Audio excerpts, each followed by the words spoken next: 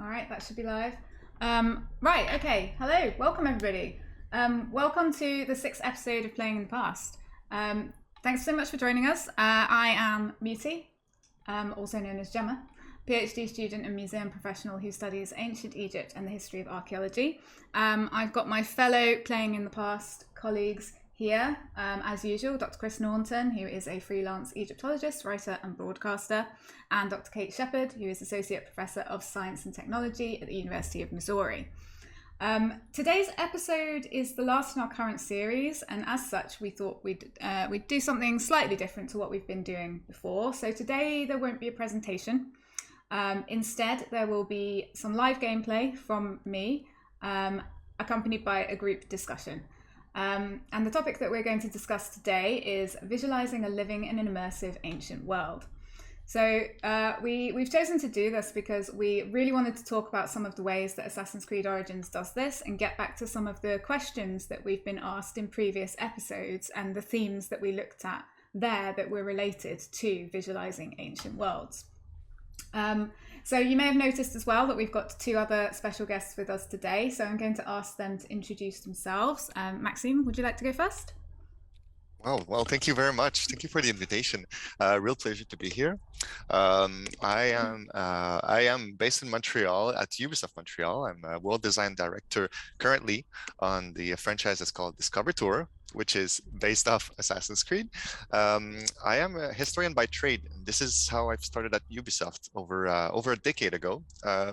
Very fortunately, always working on the Assassin's Creed franchise. So on various games in terms of research specialists, and also I've been lucky enough to work on many side projects with the Assassin's Creed franchise, such as museum exhibits. And so very, very happy to be here and to jump back into ancient Egypt. It's been quite a while for me. I've been through many different places ever since. So ancient Greece and more lately into Scandinavia, but I'm ready for the sun. Lovely, thank you, Maxime. Steph, would you like to also introduce yourself?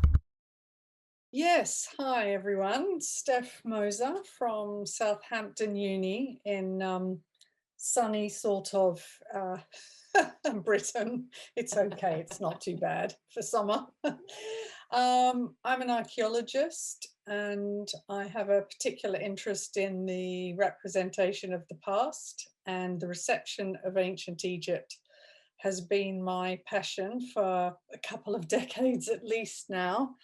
And I'm just thrilled to be here to hear more about what this team's been doing with this great project, and hoping that I can say something remotely insightful.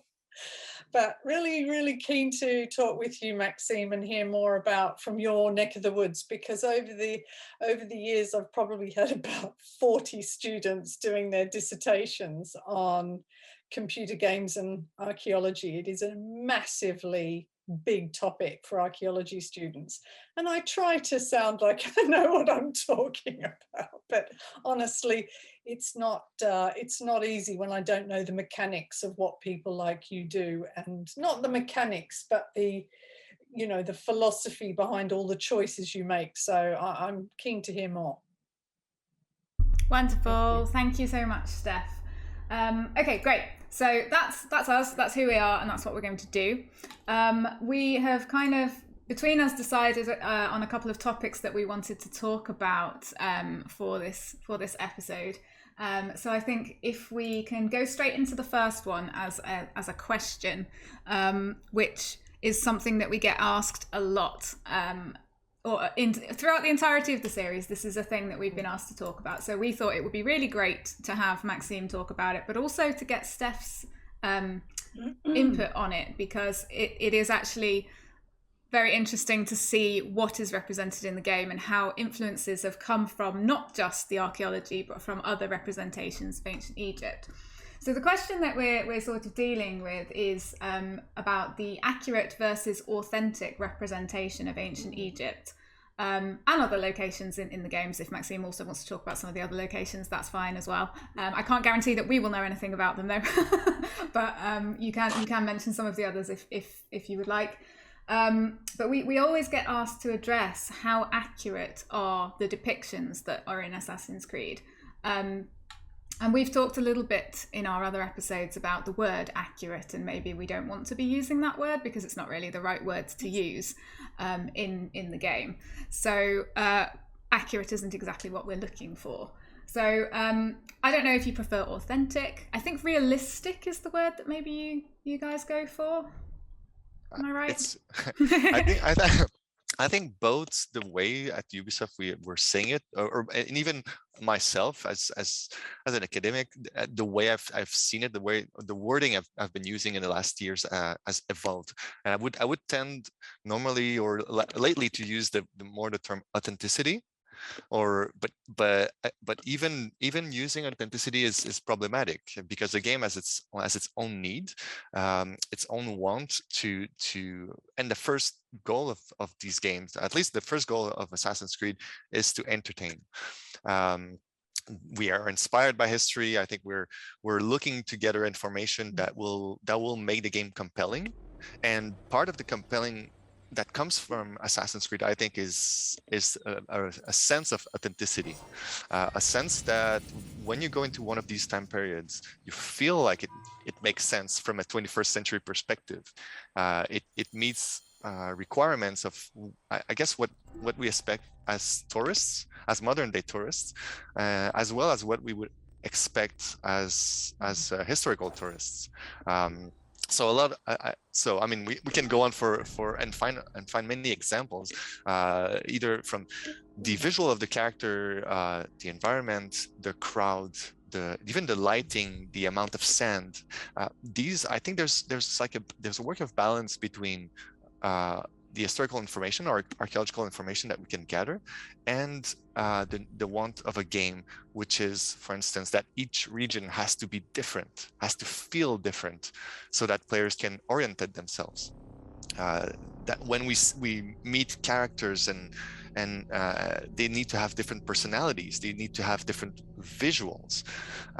So these are have been at least toughest questions that I've been dealing with ever since I joined Ubisoft, is trying to find a way to work with the team to move forward and bring interesting aspects to the game, but still keeping in mind that it's a video game where fun has to be the main factor. Fun has to be the driving force that creates the player experience. So maybe let's just take a look at what we have in front of us, where we're at right now. I am not sure exactly. We're probably in Libya right now. We are in Dionysus, which is Fayum.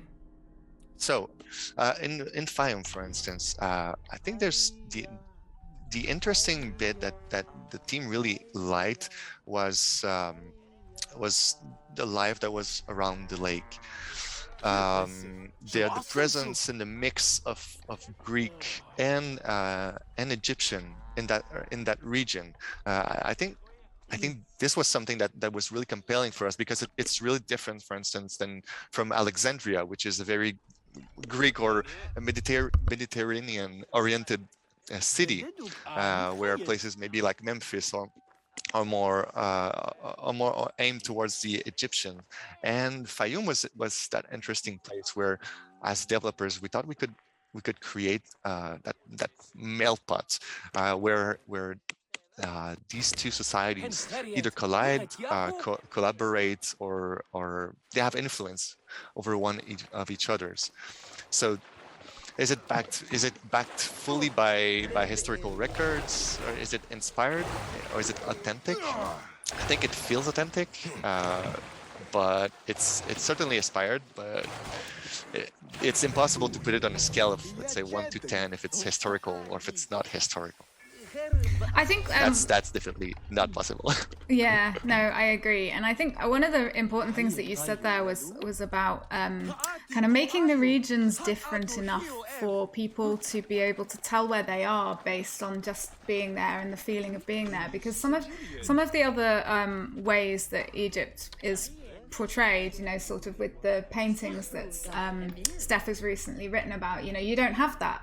have that there. You've just got the one painting. You don't have anything to compare it with. You don't need to kind of include all these other things. So I think that's actually a really important point, and trying to make it feel like places are different is quite an interesting point. I think that one of the things that one of our other guests said was that actually ancient Egypt was probably not quite so divided in terms of who lived where as it sometimes seems to be, and that in this game there are people from all, the different types of people that you've included in the game are in all the different places. Even if you're sort of in Memphis, where you've got a large population of Egyptians, there are still Greeks there, there are still Romans there, there are still others there. So I think it is nice that you've been able to do that and include those different types of people. But also I do think that, I never thought of it like that in terms of trying to make it obvious to someone who's playing the game, coming to it, that it might be easier for them to realize based on the types of people that were around them. That is an interesting point. Yeah, if you look at the delta of the Nile, every village that has been made in the game that we try to identify as a village has a different feel to it, either in terms of volume, if it's either flat, if it has a lot of trees. We often tend to do something in these games is that we concentrate a lot of the similar crowd life activities into one place. So I think it was in Sais where we made them brew beer. So I guess from the historical or archaeological perspective, we would probably have people to brew beer in many different places in the game. But when you go into that village specifically, you see that the thematic of the village is that people are brewing beer like with large vats, and this is the main activity of the village. I mean, they're still exchanging between each other. They're still making bread, or I think they're preparing food. But the main activity that you will find in that village is precisely brewing beer, and this is how you recognize this village in the game. And most of the different places are the same. You'll go into let's say a bandit camp, and maybe they're killing hippos, and they're gathering the meats, and so that's quite a dangerous business. However, yes.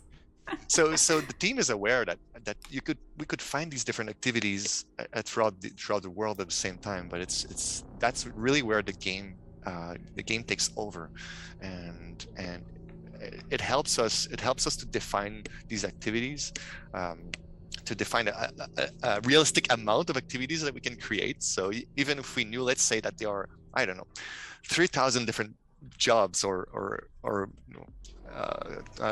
trades in ancient Egypt, physically, I mean, we're humans as game developers. There's just like this maximum amount of crowd life that we can create. So we try to define elements that can be very iconic to different regions, and this is how we can try to find a balance between having a lot of authentical or believable activities and a very immersive game world. That's beautiful. Maybe I've got it wrong. Maybe that's not Sais where we're brewing beer. There's this market. I think there's probably people cutting hair somewhere and trading. I haven't found anybody cutting hair. There's I've found this market, but it might be brewing beer here. I know, Chris, can you remember where we went to? There was a place. Was it it was in, I think it was a Fayoum location. I remember being there. I mean, this is like a lot of my beer drinking experiences, to be honest. I can only remember parts of the experience. It was somewhere in the Fayoum. I'd want to see the map, but I don't remember the location. I think that was one of the times I was actually playing the game as well, which is even more worrying, isn't it? Yes. Oh, hello. Yeah. Was that with Sarah or with? It was with Sarah. Yeah, it was with Sarah. Yeah, exactly. Mm-hmm. Our guest technology expert, ancient tech expert.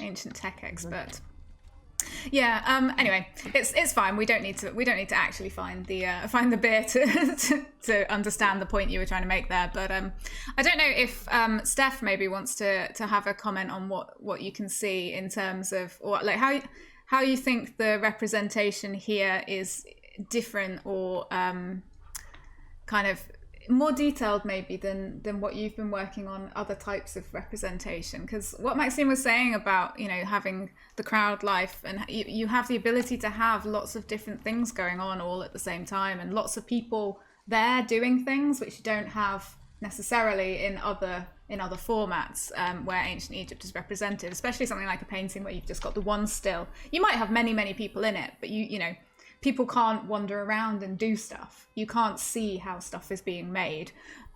So this, I think, gives us a sort of different way of experiencing it.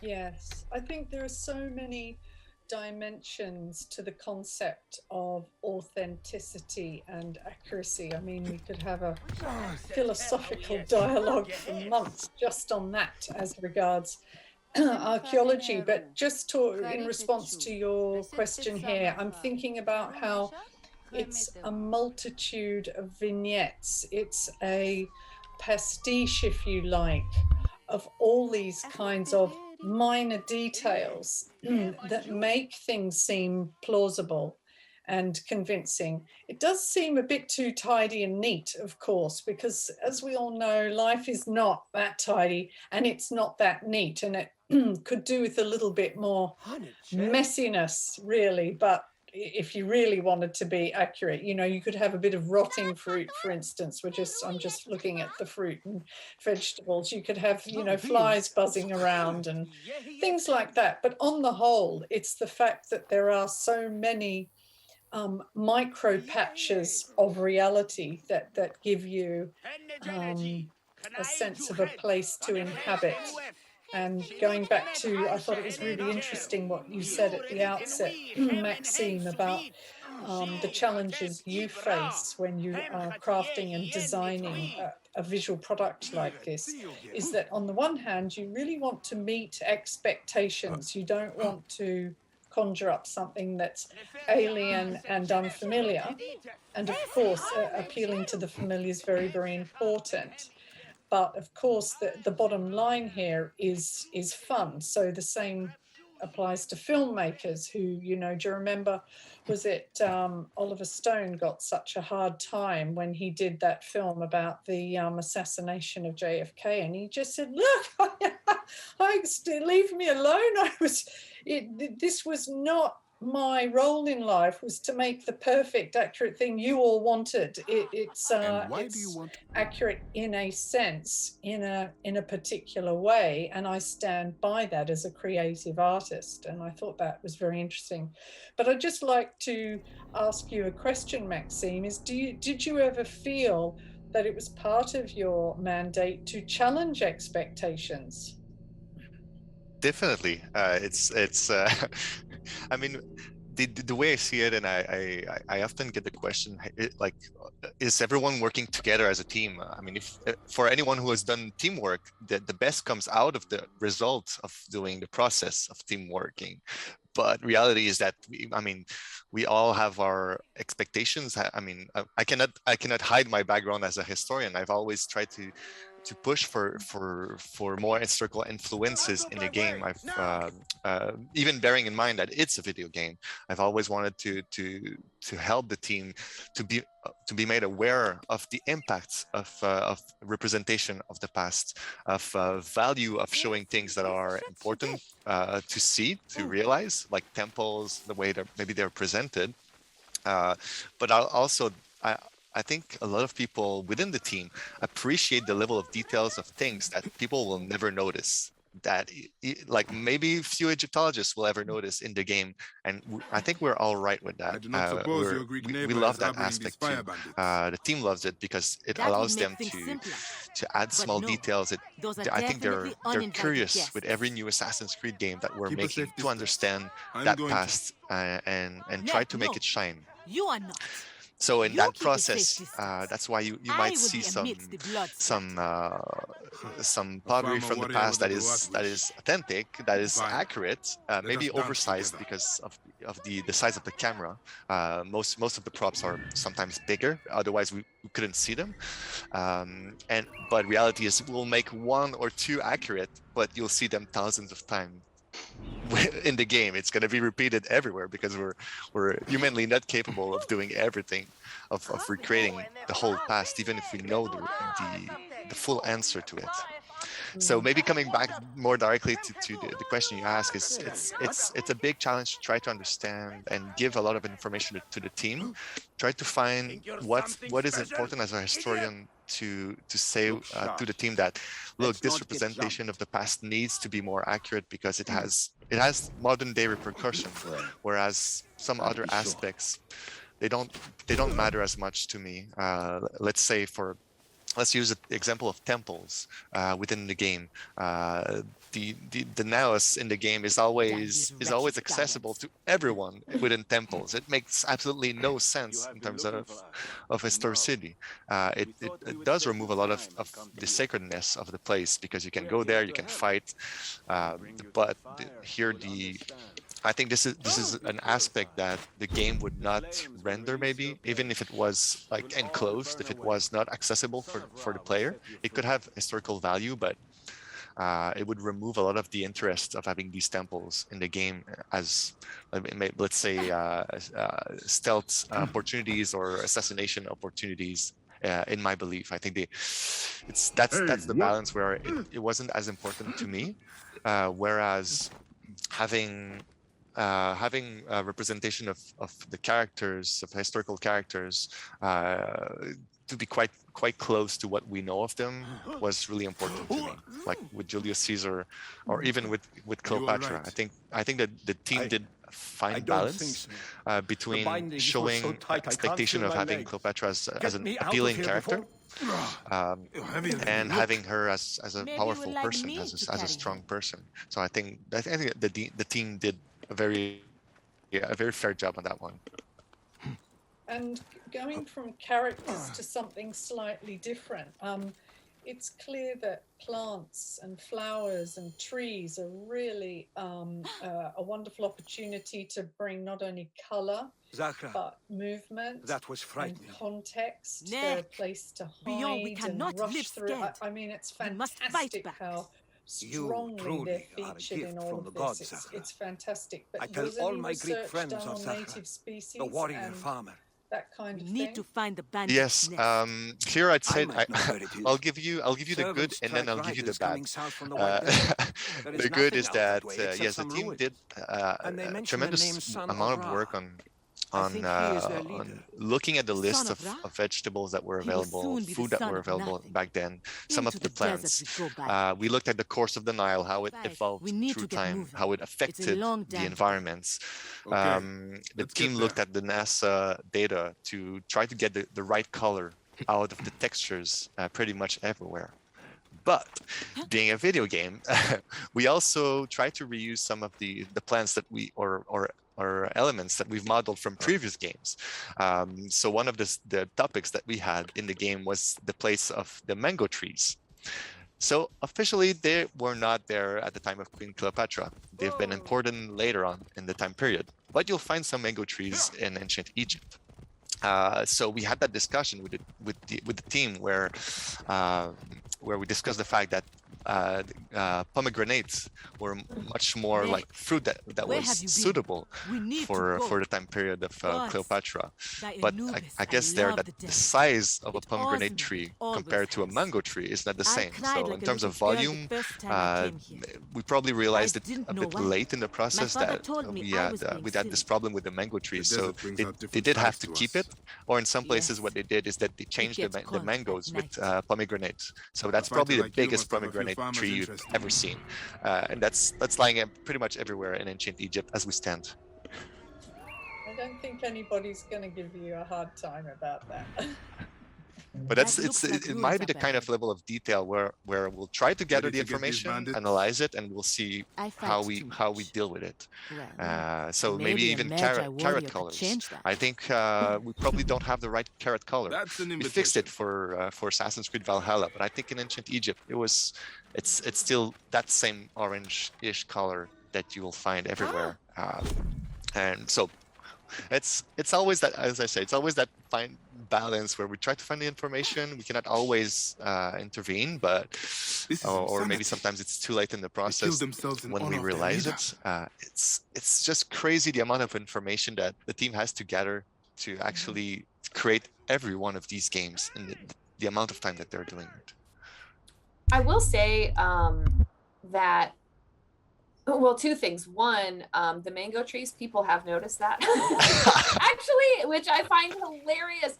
I don't remember which episode it was, Gemma or Chris. I don't know if you remember, but someone was like, no, there wouldn't be mango trees. You hear that? What? But then... That was Carrie.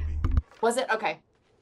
And then in the chat, some of our viewers are talking about the representation of ancient Egyptians in the game, and Yusuf, when we talked to him, had mentioned that as well because he's Egyptian, and how emotional that was for him to see an Egyptian as a hero in the game and represented appropriately. And Anubis Beast in the chat said, as an Egyptian, I thought it looked very authentic. I feel like I saw modern Egyptians with ancient attire. Aya specifically looked like a distant relative, which I think is to me, when I read that, and obviously I didn't develop the game or have anything to do with it, but like that is a huge compliment, right? Like, so you're getting that that representation, which is so important. And then a little bit later, Anubis Beast says, I love Bayek and Hatzafa too, because they weren't over exotified. They were just two Egyptians wanting to protect their people, which is huge. That was good. Definitely. It's.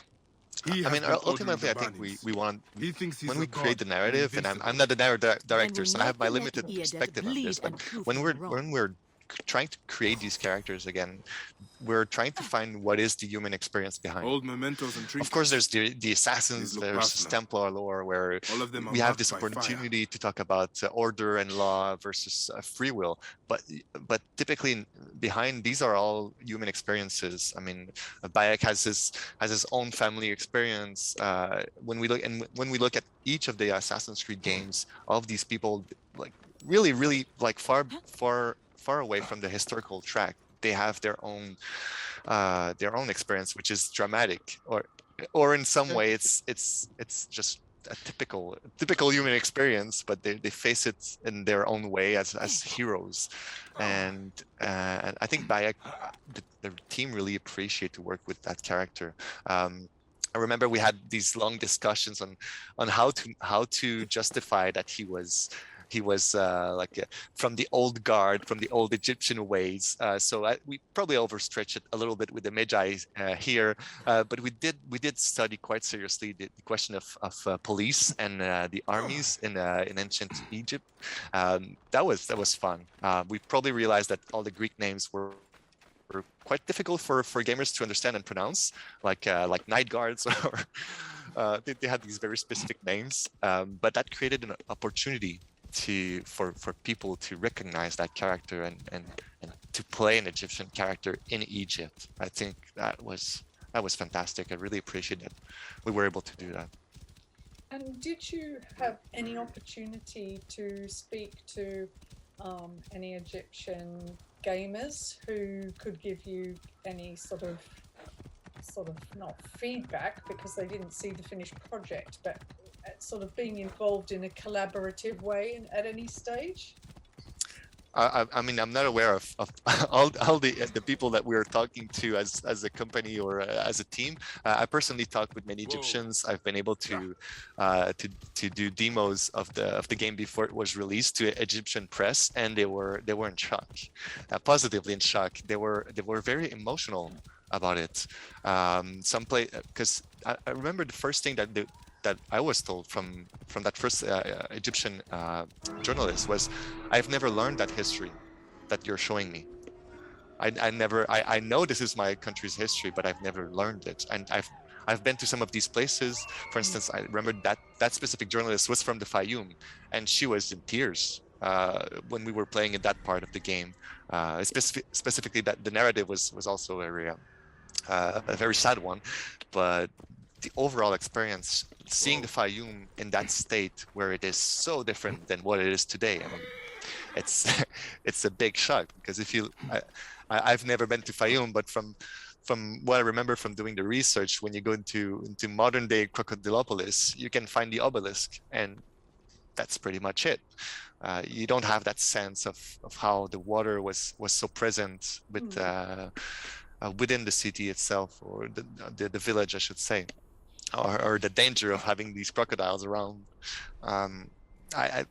As developers, when we receive that kind of feedback, it does make a lot of sense into what we're doing. It does bring a lot of emotions to us.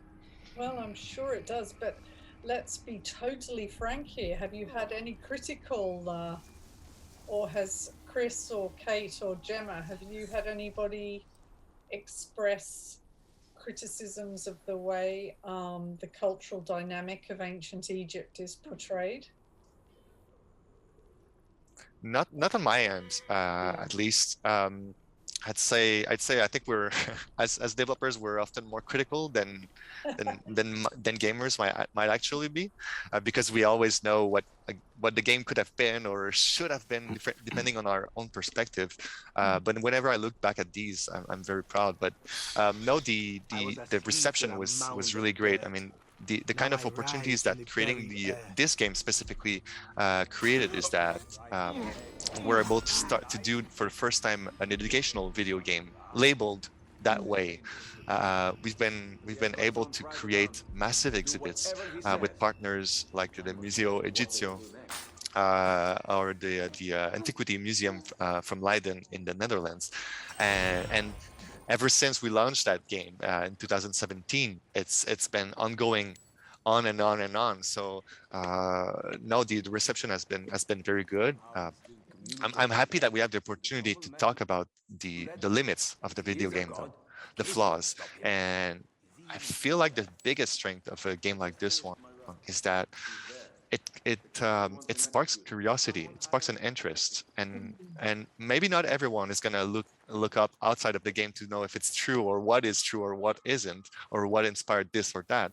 But I think if people do it, and I know that a lot of people are doing it, I think we're at least generating that discussion around history, around archaeology, and the place of entertainment also in our society, how it's different than historical truths.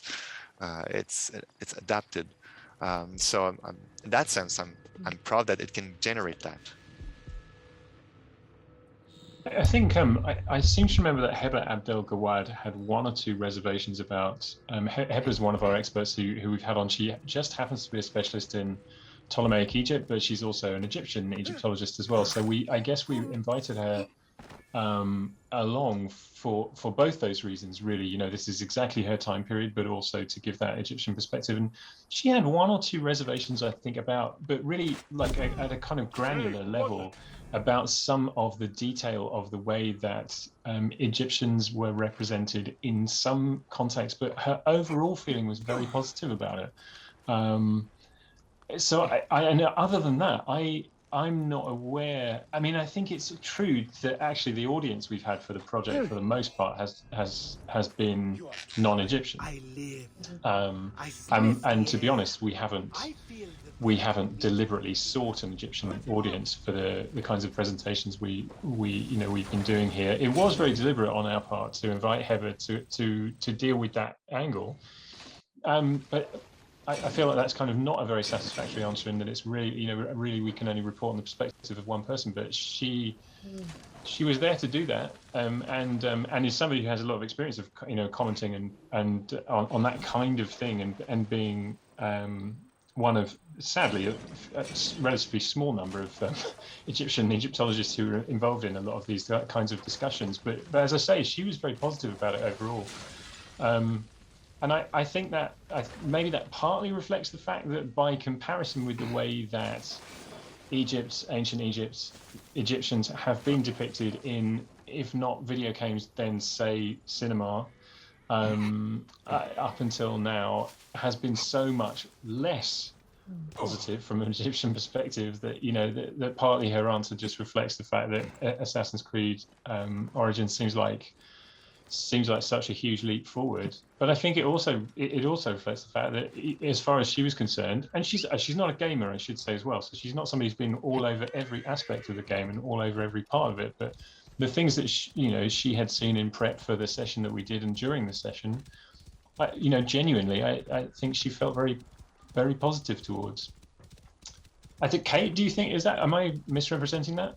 No, you're not at all. And Heba is very used to and very comfortable being critical of things that she, feels like she should be critical of. And yeah, I would say it was very positive. And also, we had Ziad Morsi on as well, who's Steph knows from Southampton. And he's a maritime archaeologist, and we were in Alexandria, and then we were going down, up the Nile, and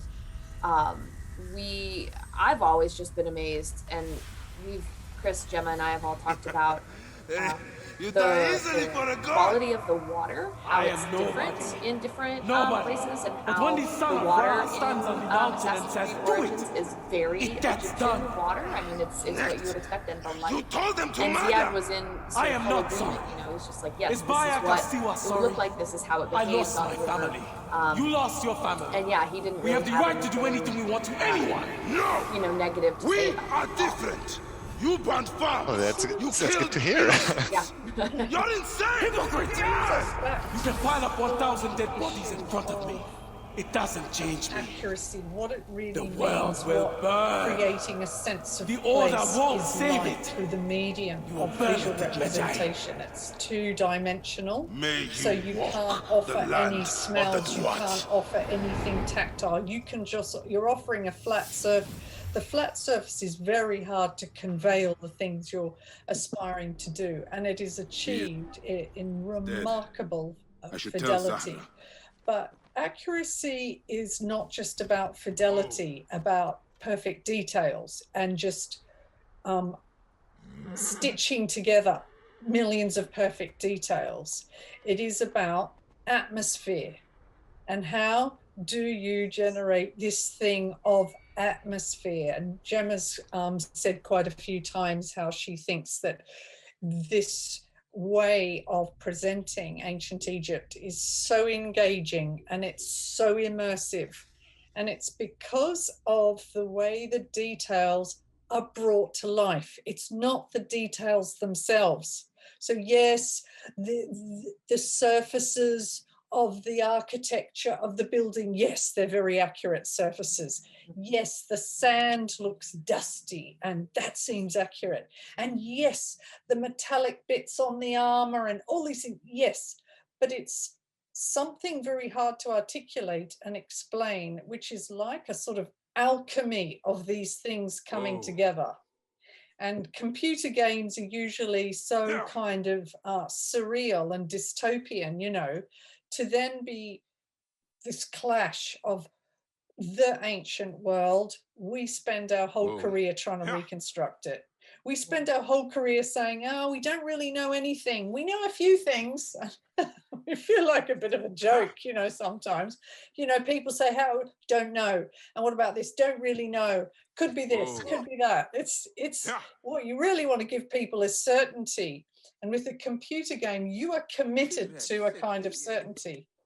And that's very challenging. But for me, what accuracy and authenticity is really all about is giving a sense of atmosphere. So you don't feel you're in some didactic museum space. You don't feel like you're in some school book, textbook picture where it's all very educational.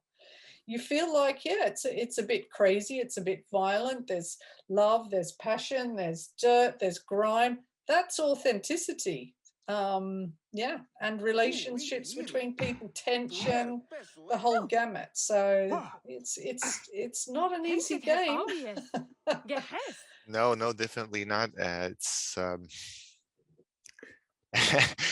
it's the it's trying to understand for instance, their beliefs also. So when you look at temples or the way that they're talking, of course we're not there. We don't have all the information, and even if we did, maybe it wouldn't ring as much to a 21st century audience. In terms of belief or reasons why they're doing it.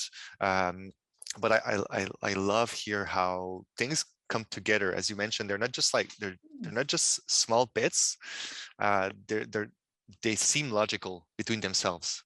It seems logical that they would do this or they would do that. They would go into accepting the Egyptian gods or not accepting them, or they would pray to one god specifically. And because you're in that environment, let's take the Fayoum or the banks of the Nile, when you look at the presence of Sobek, it makes sense. It makes sense that they would worship a god like this one, that it would have traits, and that even in a game where you're hacking and slashing, they would refer to it because to them it makes sense. The violence makes sense, but also the presence of gods, the presence of things that are unknown and unexplained, or that are explained through the presence of their own god. It's fantastic. In a way, it's sad that we can't explain everything in the game, but that's the beauty of it, is that you by living it, you're experiencing it, and you're being immersed into it much faster than if we were trying to explain that. I mean, just explaining the presence of gods would take so much time. But at the same time, as you said earlier on, that you are not expecting your audience to think they are in ancient Egypt. That's not what you're aspiring to. You want to spark curiosity, you said. That's the ambition. So it's not like somebody that's playing the game is going, oh my gosh, this is what it was really like in ancient Egypt. I don't think that's a problem if they don't think that. They think elements of this make me wonder even more what it would have been like, rather than feeling like it's a finished, authoritative product. Well, I think it's even more than what I think. There's quite a bit that we're doing with the different universities in terms of research and education. And reality is that some people do think that what they see is the truth. So hopefully projects like the Discovery Tour allows to have this discussion, in the classroom, because I think this is one of the aspect that we think is interesting, and this is why we've created that version that is, let's say, school safe, but that is a safe space to learn, is that we can have the discussion of saying, this is a video game, these are the limits, this is what inspired us, and archaeology is a real science, and if you're interested, here's how to know more. We think that having this discussion between gamers, between maybe kids and their parents, kids or students in a classroom with their teacher, I think this is a very honest discussion to have, because this feels like it's the truth. I don't want to target a specific age, but I don't know when I was 12 if I would have seen that and believed that this is just inspired. Maybe I would have thought that this is the truth. So I think this is why I'm particularly happy and interested that Ubisoft allowed us to create the Discovery Tour, so we can have this discussion outside of Assassin's Creed Origins. We can go on and make these worlds even more educative for those that are interested in knowing more. Can I just ask, with regards to Discovery Tour, was it very much a thing in Ubisoft that you really, really wanted to push and do, or did you get people asking you for more information and access to the research that you'd done, or was it a kind of combination of both? It's definitely a combination. I've joined in 2010, and I think from the first day on, I wanted to do this, but I wasn't the only one, thankfully. The team already had started to do the in-game encyclopedia the year before. So we had that for a couple of years. And then really after the launch of Assassin's Creed Unity, which was set in the French Revolution, we realized that we had these worlds that we were creating where we didn't want to change the experience to make them more like a museum, but we did want it and felt like we wanted to give more information, just like the pyramid that we're looking at. We wanted to give more information about the way we made it, what sources of inspiration we used, because even ever since the first Assassin's Creed game, teachers have been using it in university level, in high schools, college, and there was that need to have a school-safe version. There was that want from people to know what were our sources, but within the team, we also wanted to share that. We wanted to brag a little bit about like all the research we did. Again, the good and the bad sometimes, but we wanted to be able to give all that information in a format that was interesting, that could be used in a museum visit, that could be used in the classroom, and really enhance the player's experience.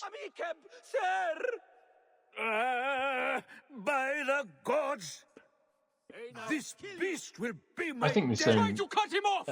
So back to the sort of previous question, I was thinking, I have always, I think, been thinking along similar lines to Stephanie, in that I've always felt as though the game conveys certain ideas and provides a really inviting, and we keep saying it, immersive experience, which is very compelling, and it's it has to work like that, because it's a video game. It has to work for a video game, people who want to play video games. But from the point of view of those of us who are day to day involved in trying to share information about the ancient past, or whatever, the interest is in how well the game does that and how compellingly it does that. And naturally, there are, as Steph said, there are these huge gaps in what we know, and you can't have in a video game, you can't just have a big blank space because we don't know what it said on that wall of the temple, because it doesn't exist anymore. You have to fill it in.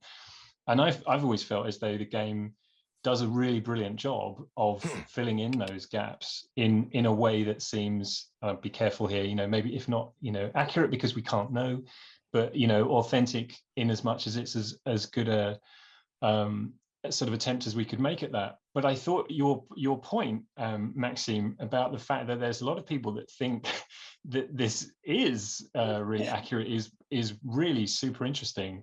I hadn't really considered it before, but it makes me wonder to what extent anything, and for me, video games are kind of new medium. This is something I always say pretty much every session. I played video games in 1992, but then I took a break until Assassin's Creed Origins came into my life last year.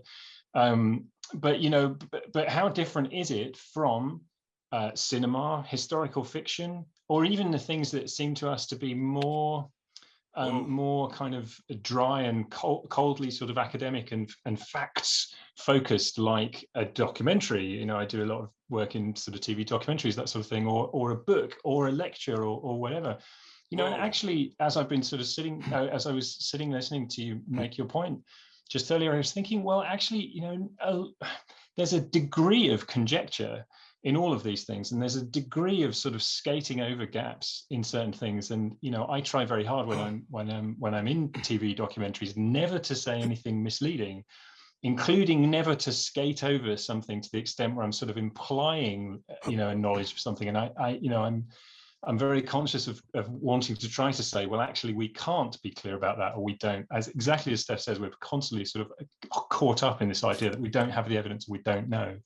But there are times when that actually saying that is much more distracting and takes away from the point. And as long as whatever it is, the video game or the documentary or the historical fiction or the movie or whatever, as long as it does a good enough job of conveying good enough information that, as I think Steph said, people then get curious, then it's fine. And I think from that point of view, that AC Origins does it fantastically well.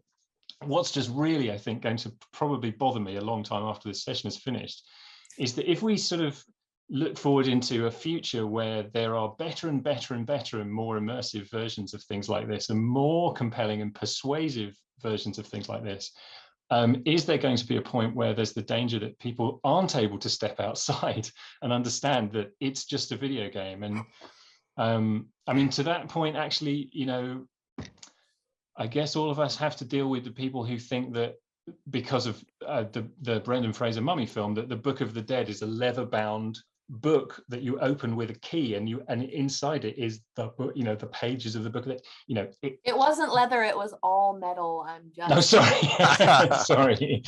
In any case, Book of the Dead, not a book. You know, so there are these things that are out there which are, you know, misconceptions or you know, so far away from the archaeological evidence or other evidence we have, you know, that they are misleading, we might think. But I'm sort of answering my own question here, or answering my own point here. I kind of feel like there's already enough stuff out there that isn't quite right, and we deal with that, and that's okay. But you know, by the way, anyway, in any case, AC Origins, there's no problem. Oh no, that's it. As I said, I think we are in some ways we're aware of that, and this is why one of the driving forces for creating the Discovery Tour series, or creating all these partnerships that we're doing with museums. Just here in Canada, we're right now we're a partner, and we co-created an exhibit that has been touring America for the last couple of years. It's been going to the lately it was at the Nelson Atkins Art Museum. Before that, the National Geographic in Washington.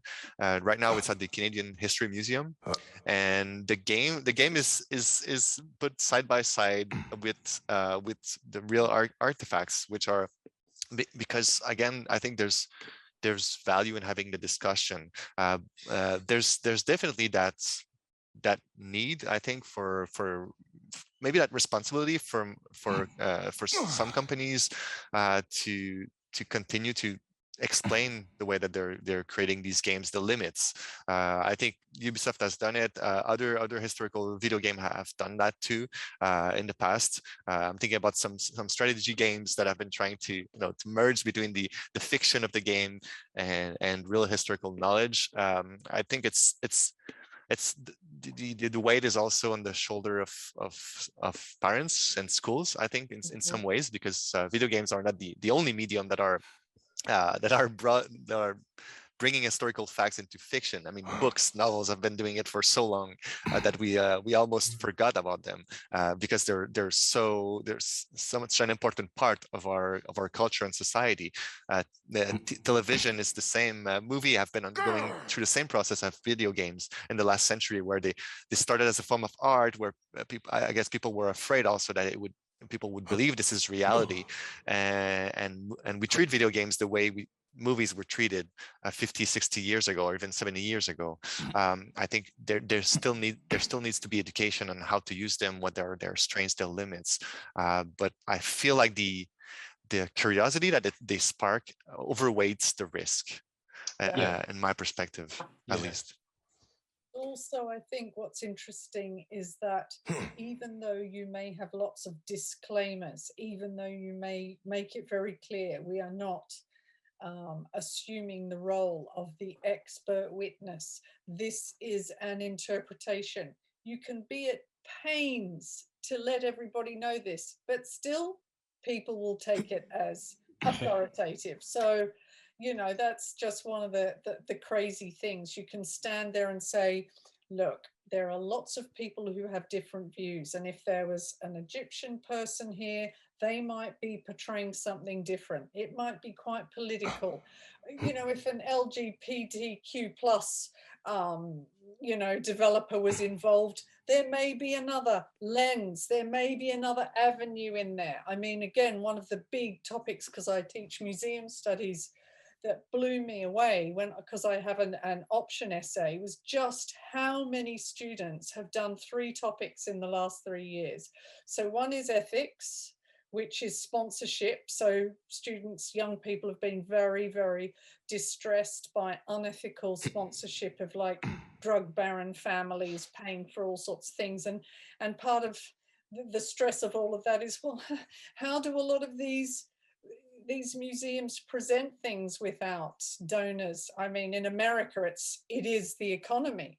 And then the other essay, that topic that they are mad about is, of course, you know, LGBTQ plus. I've had so many essays on that, and it's really opened up my eyes. And then the big one for the last year and a half has been Black Lives Matter and returning cultural property. And these things are so huge to these. I'm thinking, my God, maybe one or two people will be interested. It's like, so I've really had to stop sort of talking about, you know, now for 28 years, I've been always talk about the return of the Parthenon marbles.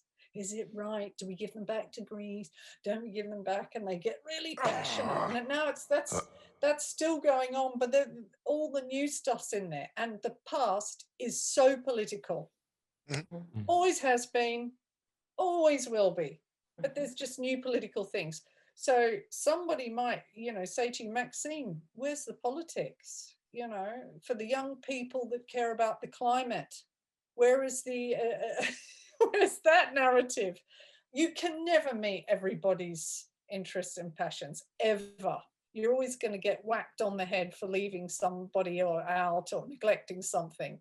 It never ends. And I'm always saying the wrong thing. That's why I hate being taped in lectures, because something will slip out that's got some hidden bias from my colonial past that I haven't had stripped out of me in therapy or something. But I'm just a human being. We're all just human beings.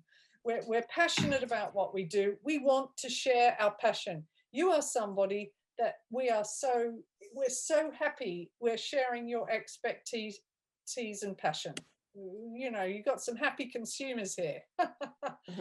But you know, it's interesting to think about. It's as you say. Yeah. I'm sorry. So as you say, I think there's a lot of weight where games have to be perfect. I think that's often the way we feel that pressure, where games have to be perfect. They have to, on all aspects. I think we reach for that. We aim for that, but it's as you mentioned, it can come from very different perspectives, and it's hard to please everyone. But it's a fine work of balance. Maybe this game will be outdated in 20 years because of either new historical information or because of new social needs that are different, such as a representation of women, for instance, in historical video game. It's always a big topic where we do have to step out of what we know, because otherwise we're so limited. But I think both video gamer like developers have a lot of imagination. I think historians do have a lot of imaginations too, or archaeologists, because to be able to put into perspective the finds that are done, or to understand the past, is to have imagination. But I guess we're just more limited, and by being able to show it. We can assume it in our heads sometimes and start from that as a theory, but we're not able to say it unless it's proven. So I think that's where it's fun with video games like this one, where we can take the information that we have, we can play with what we don't know, and then we can create that weird Frankenstein that makes a lot of sense when we actually have fun with it. And that's why we're so jealous of you, because yes, our minds are full of imagination. We are, you know, all the paintings I study by these Victorian painters, which some people think are a bit romanticized and everything. Oh, and scientists would never do that. Yes, we do all the time. We're imagining these things, but we can't necessarily publish that stuff or give formal lectures about it. But we love it. The first movie that comes on Netflix, so we're there watching it going, yes, like a secret little desire. So it's wonderful, and we should be more open about that, the fact that we can't cleanse ourselves from all these various things. And I just feel so happy that, having done archaeology for so long, I'm still like a kid when it comes to like what you're doing. And that's just why I'm so happy to do what I do, that's never been dulled, if you know what I mean. Mhm. Yeah, And I definitely. think that I totally agree with you, Steph. And I think that's part of why we got so excited about Assassin's Creed Origins, last year, I think around this time, because you do get to go in, and I've been watching Gemma play while I'm listening to you all. And it's just so, not only does it sort of trigger your imagination and like, oh, I didn't even think about that thing being there, or even just people being alive in these spaces, because you see them as, these ancient spaces. But I'm watching her go into tombs, and if you've ever been in any of these places, you can feel yourself being back there. You know what it's like to crouch under that stone that sort of has the smoke on it, sort of the smoke film left on it, and you have to crawl through, and you know what that smells like. Somebody mentioned, you can't sort of smell all of this, but you can, like, if you've been there, it brings it all back. And it's the sounds and the smells and the just all of that really gets triggered. And that's what I love about this, and makes me so excited to watch stuff like this, because I don't play it, but I love to watch Gemma play it. And I wish I remember how to get past that part. Yeah, no, I'm like, I I really don't. remember I'm how so to do sorry. I this. feel so useless right now. I've done it before you mentioned as well. something about cheat codes before, and you're not sharing that. How useful is it to have a well-designed director if he can't help you get through that? Exactly. One of the things actually that makes me think Kate's point is that I come at this as somebody who spends a lot of time in Egypt. I go to Egypt a lot, and I'm at a lot of these places a lot. It makes you realize that, yeah, on the one hand, if you're feeling cynical and you want to be really critical, then when you visit, let's say, the Step Pyramid of Djoser, and you're inside and there are things lying around like pots or, grave goods or whatever, which are not there. And for the most part, have never been found in that context either. There's a bit of you thinking, well, how do we know? But also, it on a much more positive side, and this outweighs the negative, you're suddenly very conscious of just how sterile the sites and monuments really are now. And on the one hand, if you were to ask somebody, what do you think will give you a more authentic experience of what it was like in ancient Egypt? What are these sites and monuments like? Go and visit them or play the game. Actually, I'm not sure that going to visit those places is better, because they are totally sterilized. In that they're completely stripped of any portable antiquities. They are stripped of all of the things that Stephanie was talking about, like there's to some extent there's an aural dimension to the game, obviously, and that there's language you hear, and I don't know, you can hear the water, and you might hear the wind, or you can hear animal noise and that sort of stuff. So there's some element of that, but certainly, I mean, if you're at your average archaeological site in Egypt now, you will hear motor vehicles, and you will hear, I don't know, the chitter chatter of tourists and people's mobile phones pinging and that sort of thing. So all of we benefit from not having any of that.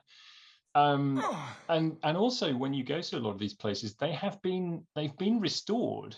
They've been cleared and they've been restored, and often not necessarily restored in an unbiased, well, never restored in an unbiased way. They're restored often in a way that was the way to do it in 1910, but not the way to do it now. And they're restored. Often these places are very, very complex sites or buildings which have had a life over centuries and centuries and centuries. And at any point, they would be in some state of sort of semi-construction or disrepair or rebuilding or extension or whatever.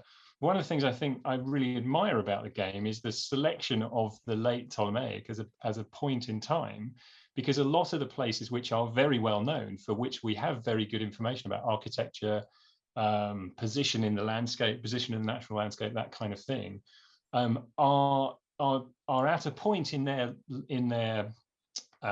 history, each of these buildings, where they are in a they're not brand new. Some of them are centuries old, so they are in that sort of middle state of fallen down a bit, rebuilt a bit, added to a little bit, And I feel as though, again, with the big caveat that we can't know exactly what such and such a monument looked like in exactly the late Ptolemaic, I admire the fact of not just of building everything and having it as if it was brand new, because that actually is what a lot of the restorations of sites and monuments in Egypt try to achieve. They often are trying to build things and put them back as as if there was a sort of unchanging point in time at which the building was complete, and that's it, and that's how we should appreciate it. And that is itself a fantasy. And for that to play out at an archaeological site, in situ in Egypt, just makes you realize, oh yeah, even when you're going to see the real thing, you're still actually looking at something which is sort of particular and biased and not objective, but often without very much of that being explained.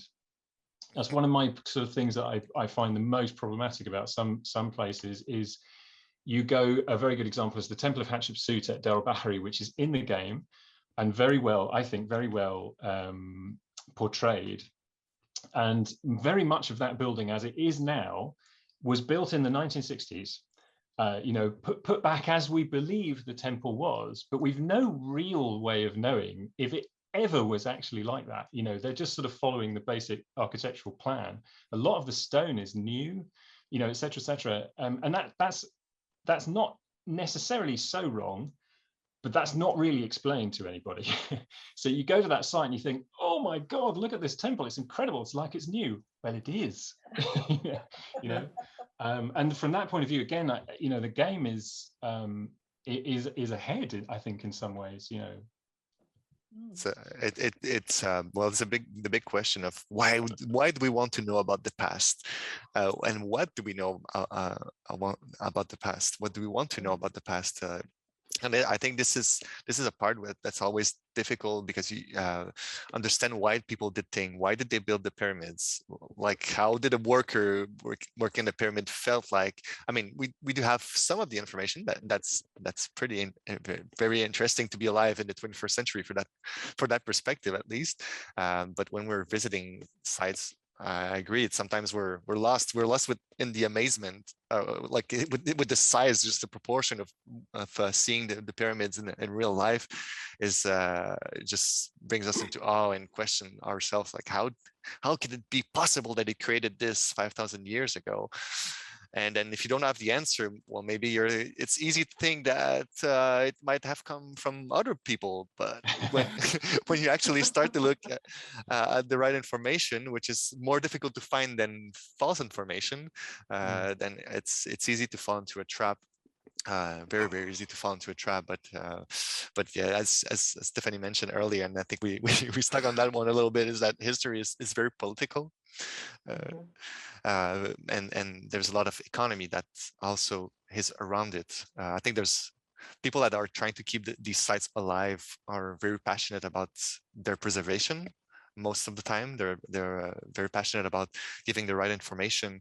But tourism and economy is just so much stronger and so much more powerful that it's really hard to find that balance. But I did want to say congrats on achieving this part of the tomb. We've watched you without helping you in any ways. We're just talking. Well, that's good. I am happy with that. That was the idea. I was just going to play in the background so that people can see actually part of the gameplay. I was not remembering that I'm actually rubbish at those types of puzzles, because I go into a room and then I sort of forget that I've gone in there. So anything outside of the room, I'm just like, oh, there's nothing else there. It must be in this room. It's not. It reminded me of the difficulty of actually portraying the pyramid of Khufu in the game, and the Sphinx as well, because I remember when we were showing the display of the pyramids to the team, they were like, well, it's empty.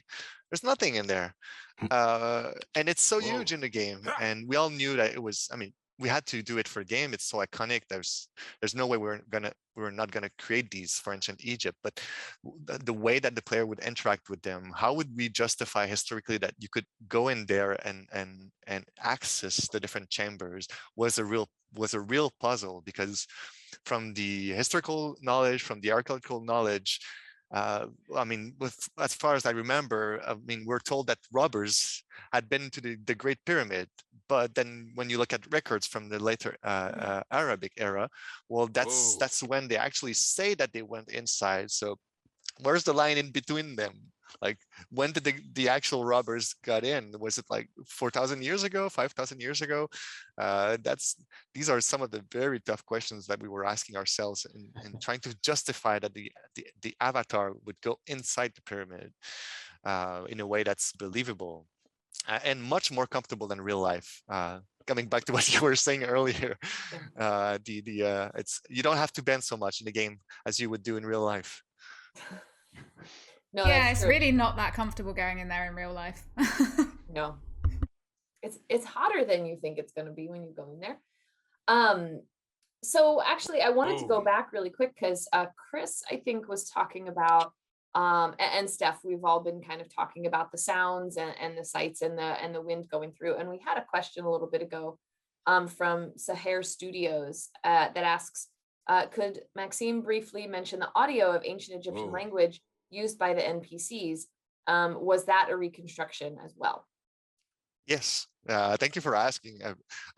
We have this specialist on every game that's called he's called Nicholas Grimwood, and on every Assassin's Creed game, he's trying to understand and know the language of the native people of the game. So the way that it is displayed for players, that whenever you talk to an NPC or you need information from the game, it will be in the language of the settings. But otherwise, all the rest of the chit chat in the crowd is aimed at trying to reproduce something from the different people you're talking to. So here in Egypt, in Origins, you'll have people talking ancient Greek, you'll have people talking in that reconstructed ancient Egyptian, and you'll have some Romans talking in Latin as well. So specifically for the ancient Egyptian, what he did is that we worked with Egyptologist Perrine Poiron. So she's we're very lucky she was situated here in Montreal. She had worked with the X-Men franchise before on their movie. So, and she was very keen on trying to help us find these words and the pronunciation that can make sense in some ways. And then the words are real. So the speech that they're saying, but the way that they're put into the sentence makes absolutely no sense. It's put phonetically so that it feels like there's a sentence going on, but words could be belt, cat, or something else. But the way that it's delivered by the actor who doesn't understand it is that it really feels like they're saying, like, you should bring me back my ball, or can I ask you for a beer? So you feel like you're in it, but the words are true, but they're rubbish, really. Chris, do you have anything to say about that? well, only really that actually, I feel as though it's worth saying that, much as we do know words, and we have a pretty good grip on how to read ancient Egyptian texts, we've got very little idea about how to pronounce fool would set up camp out here? ancient Egyptian. I should have a look. Partly because it's, as far as we understand it, evidently doesn't always reproduce vowel sounds. So we just don't have a lot of the phonetic components of words that would allow us to understand how they were pronounced. So we lean very heavily on words which appear in other languages or scripts, which do a better job of conveying the full sounds of the words. And then also there are just Egyptological conventions. So one of the things that you hear very often in the game is people saying "ha necheru," which is probably about the closest thing to "oh my god," or "oh the gods," and from that point of view, the word is fine. Necheru is fine. But we don't really know how to say that word. We just where we need vowel sounds, the Egyptological convention is to insert a letter E, which is an unvoiced E, hence netcher.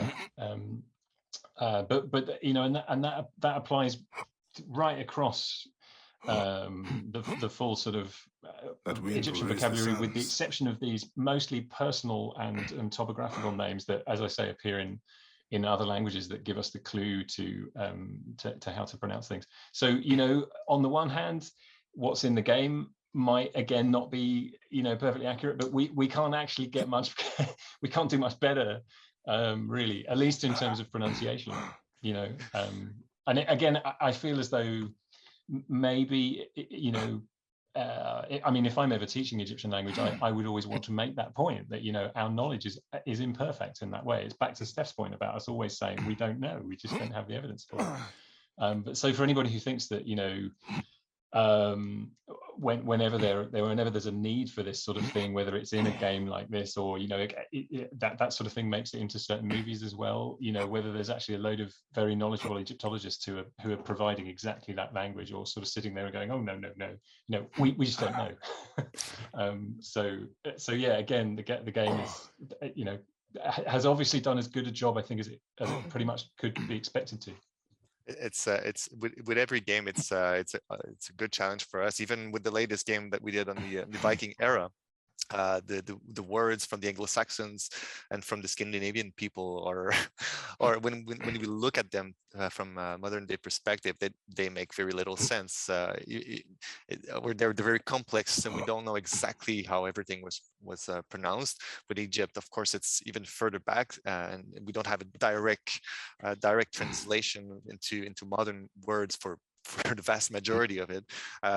One place where we did have fun is that when you look at them, if you open the map and you look at the names of the regions, we did have some fun in trying to mix between their Greek naming of the nomes and the Egyptian name that I found was the closest to represent the place, and with the Greek ones, it's not that bad. But when you look at some of either the region names or some of the locations, I really tried to do transliteration of Egyptian names, and I'm very happy nobody's trying to pronounce them.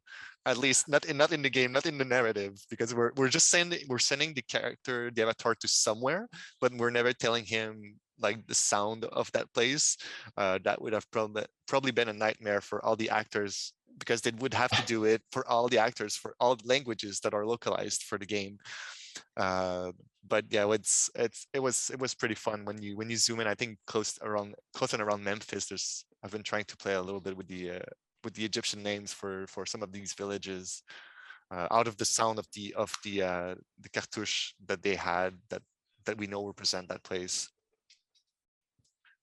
But that was really fun for the language. I think in terms of actor, the team looked to have mostly Arabic and Coptic accents, I should say, even Palestinian accents, for the actors, really, in terms of the sound that we were trying to reproduce, to have a little bit of this Kemetic influence into the language.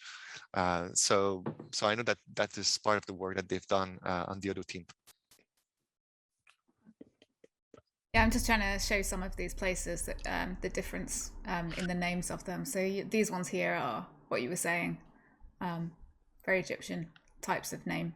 And the worst is when you're trying to name a place that did not exist, like some of the waterfalls are modern day or 20th century creation because of the process of damming. I think that was one of the things that I wish we could have seasons in the game. We could have the Nile to flood in some moments. So you have that sense of that feeling around Memphis in some of the villages, but the game, I mean, technologically we didn't put all of our efforts in making the Nile change, which was so important to their lives, and which is very different from today because of all the damming that has been done. But yeah, it's a fun challenge. It's really interesting, a very interesting job to do that. Yeah, we had people asking about that, about whether or not there was the inundation in the game. But I think in a way it doesn't take place over a sort of consistent period of time. So it's like you wouldn't see the entire year, even if you were able to put that in. You wouldn't necessarily be able to see each of the seasons. But like the only game that I know of that about Egypt that includes that is Pharaoh. Oh, I think we're having some kind of weird sandstorm. Yes, if you stay for quite a long time in the desert, you do have these sandstorms that are very, very impressive and dangerous. I'm scared. Just gonna stay still for a minute. Yeah, it's even with the temples. I mean, we were looking at the calendar of festivities where a god would leave the temple and sail to another one. So we thought about these and looked at what were some of the technological solutions that would create for this, and so we ultimately didn't have that in the game, but you do have some people who are doing processions in front of the temple with, but instead of having one god into the boat, you probably have 6 of them. Yeah, that's one of my favorite things actually, is the processions. I think I'm going to go find one for Steph to see. I really want you to see it, Steph. It's one of my favorite images. Yeah. While you're making your way there too, I wanted to talk to Steph, well, all of you obviously, but so I was recently in New York and I went to the Metropolitan Museum of Art, and poor Chris had to get a bunch of texts from me while I was there because I walk into the Egyptian section and we had done an episode where we went into the step pyramid, and Chris has recently been inside the step pyramid where there was the green tile on the wall, and I had probably seen that the last time I was at the Met, but it didn't really register. And then we did this episode and I was like, that is beautiful. And I love it. And then I went into this room at the Metropolitan Museum of Art and I see it.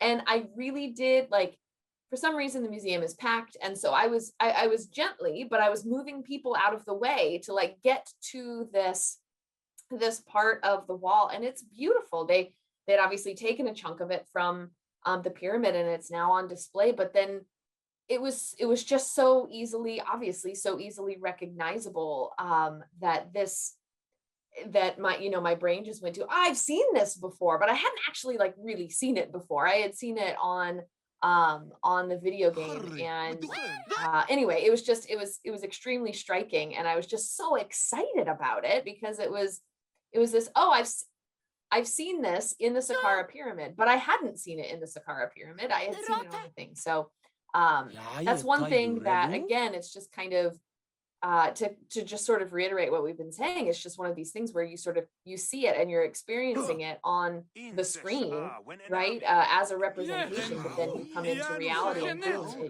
it's right there. I think that's a really good example of a way in which a monument has been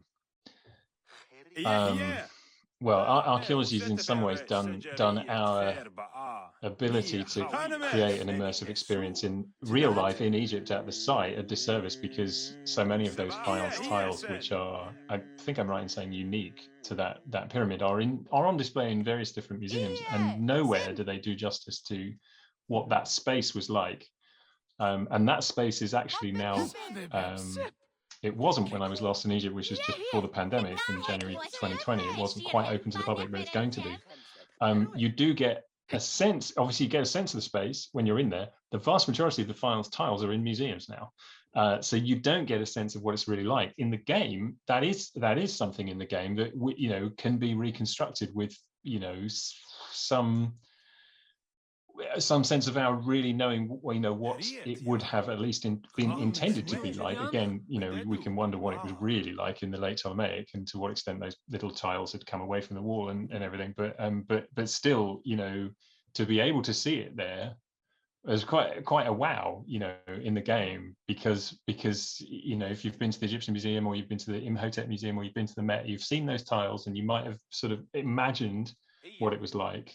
But it's much better in the game. Well, this is the thing, isn't it? Like, I've said this lots of times throughout all of our broadcasts. It's very easy or it's not very easy to really imagine what a place was like. And even when you have studied it and you know quite a lot about it, you think you have a good idea, but actually seeing it, seeing a visual representation of it really brings it to a new level. And I think, the procession is not currently running, Steph. The boat is here. But I thought if I just come inside the temple, you can see very much how the reason why I think that the inspiration for this type of thing has come from the paintings that you've just written your book about, because the way that it's represented in here with all the flowers everywhere and like the petals on the floor and the sort of draperies and things, they're all very evocative of those 19th century paintings. There's two and very quick answer on this one. There are two main sources I think that inspired the team. There are I think it's David Roberts paintings. So of course Orientalist painting has been a huge source of inspiration for the artistic team, but also modern day India. And that might not be what we would expect or think of like, as a first thought, because we're always thinking about historical sources. But I know that within the animation and realization team, like seeing live processions and a live cult of various gods, I think was something that really inspired them, and that we can see in the game the offering of foods, of flowers, and how colorful it is. I think this is something that a visitor would be stricken with today in India, and that seems like it makes sense for ancient Egypt as well. And Steph, there's a question. What do you think of the pigment interpretations on the walls? Gemma, if you could get a little bit closer. What's one of the things that has been striking me throughout this, and that's so important, and lots of archaeologists have talked about it, is the effect of light on surfaces and how it can mute colours. And of course we know in a lot of these Egyptian interiors, it would have been dark with some rays of light at particular times and days. So it's going to be a massive spectrum of colour schemes. I'm not going to be nitpicky and critical because I am not an expert on the original colour, sort of nobody is, but David Roberts' paintings and several other artists did, of course, capture some of the colour schemes. Weren't they lucky that when they saw, and some of these early travellers, just how amazing it would have been to see those vestiges of colour. And the Egyptian travellers added a lot to the much wider contentious debate of polychromy, or adorning ancient buildings with colour, because of course ancient Greece, there's lots of debates in that field about just the vibrant colours that we used. And in the 19th century, people were quite horrified by all this vulgar colour, brazen. It's very, almost offended people's religious sentiment. Who would have thought that colour could be so political? Well, this is one of the reasons why I think it's actually really important that it is portrayed here, because this is something we talked about with Heba, in that lots of the time Egyptian things are, not just Egyptian, Greek statues and things as well, that would have been with colour and now without colour, and now it's sort of in our minds that that's how those things were. And so it's important to actually challenge that and say, actually, we have evidence that it wasn't like that. So instead of just carrying on with portraying what people know or think they know, you actually portray what you know to be true, or as close to true as possible. And it also brings us back to actually one of the very first things that was said by Maxime, which is about meeting expectations. And visitors and viewers from the Victorian period were very into the romance of the picturesque, the concept of the relic, the crumbling romantic relic. They didn't want these things necessarily to be brought to life. They liked things that looked, really distant and sort of a way of evoking something that no longer existed. And so there was huge discrepancies when people did see reconstructions of, you know, some of these fantastic columns and everything. People really thought it couldn't have been that bright. Surely not. They haven't used proper colors.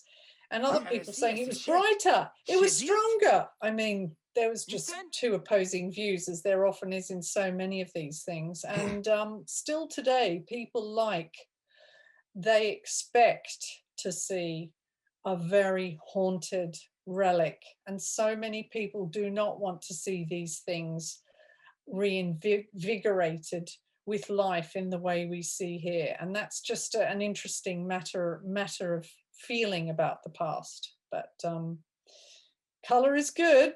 We love color. Yep, And totally agree. Steph, I think you make that point in Wondrous Curiosities as well, about sort of this what is the word I'm trying to think of? This issue, right, between the color. You're talking about paint and color being political, but then you've got the white marble coming out of Greece, and then you've got the sandy stone that's coming out of Egypt, and how people are just in the 19th century are just so confused by this difference, and that sandy color just makes things so mysterious to people, and pure. That's the other thing about it. It's more pure, and that vibrant color was audacious, and even some people perceived a kind of indication of a more primitive culture. Yeah. And even one of my most favorite human beings ever, Owen Jones, the designer, even he, who celebrated color and brought color into design in a massive way in the Victorian period, even he said, in the Ptolemaic period, when non-pure colors were introduced and there was green, oh dear, well, not good. And it's like, for God's sake, what's this about the primary colors being so pure, and then when they're diluted, it's somehow a regression of a culture. I love green. Yeah. Oh dear. All right. Okay, I think we are going to have to wrap up now. We have been live for 1 hour and 30 minutes, and I don't want to take too much of anyone else's time, basically. But it's been really, really cool, really fun and interesting to talk to you. I don't know if, Maxime, do you want to have one final comment on what it was like to work on this game, and what your feelings are towards how it was received? Really, again, like every time I look at it, it's a sense of pride. It's a remind again. It's a conflictual, because you always think about what it could have been and what it has become. But so happy about the overall results and how it and made people interested, and it sparked discussions like this one. I mean, I used to dream about this. Now it's these are happening. They happen often. Stephanie mentioned it earlier. There are lots and lots of students that are studying, that are doing their master's degree or PhD on the representation of the past. I mean, there's almost not a day where I don't receive requests to understand, for people to understand better how history is portrayed in games. I think I'm super happy to see this. Can't help everyone, but we're super happy to see this. Hopefully we can see more of that from other companies as well, and continue to see history thrive in the future. Thank you so much for inviting me. No, thank you so much for coming. It's amazing to have you here and to be able to get more of an insight into what you're doing as a game developer, because I think that's one of the things that is slightly lacking at the moment, is the interaction between the two, because as you say, there's a lot of students interested in it and there's a lot of academics kind of working on it, but there isn't enough kind of out there for people to be able to see that you are in fact engaging with this and you are in fact answering these questions. But people, the general public who want the answers to these questions too, need to be able to find them. So it's really amazing to have you come on and talk about this with us. So thank you so much. And thank you to Steph as well. Steph, final comment from you. What do you think of this representation that we're looking at right now? I think the bottom line has got to be, as archaeologists, all we ever want is for people to share our passion, our incredible excitement at the past. We are a bunch of train spotters. Yes, we are. We love, and to have people like you, Maxime, who have such a bigger audience that you can get to than us. You can reach. So we are just so delighted by that. And to inspire anyone is the biggest, most fantastic thing on earth. So that's why I love it, because that's what's important to me. Mm-hmm. Brilliant. Thank you. Okay. Well, it's just time to say thanks everybody for joining us then. And thank you for everyone who's watched our other series, other episodes in the series. We do hope to be able to continue it in some way, but we shall see. And yeah, thank you so much to Chris and Kate for joining me on the other broadcasts as well, and for being, for helping out, for making it happen, basically. And yeah. Can I just say as well, thank you, Gemma, for conceiving of this and making this into a project, and well done. It's been so much fun to be involved. It's been a pleasure for me. I've learned a huge amount, and just a great privilege that this has been, it was something initially, it was just a little tweak because I wanted to visit Alexandria in a video game, and it's become a whole project. And we have, the University of Southampton represented, and Professor Stephanie Moser here, and Maxime and his colleagues representing Ubisoft as well. And I never thought that it would grow into anything as fun and hopefully useful as it's been. Well, it is thanks to you conceiving of this as a real proper project and getting the funding for it, and with lots of help from Kate, and a tiny, maybe little bit of help from me as well. But I just wanted to take this opportunity in the last event to say, well done, Gemma, you've done a great job.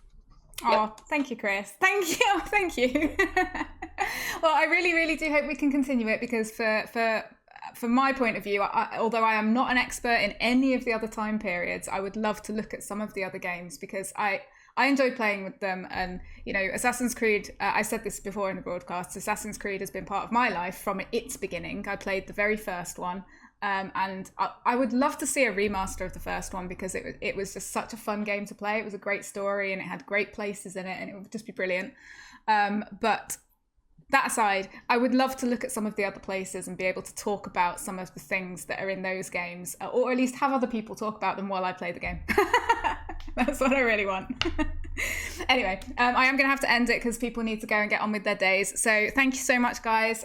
Take care, and we will let you all know if and when we will be back. Thanks a lot. Bye, everyone. Thank you.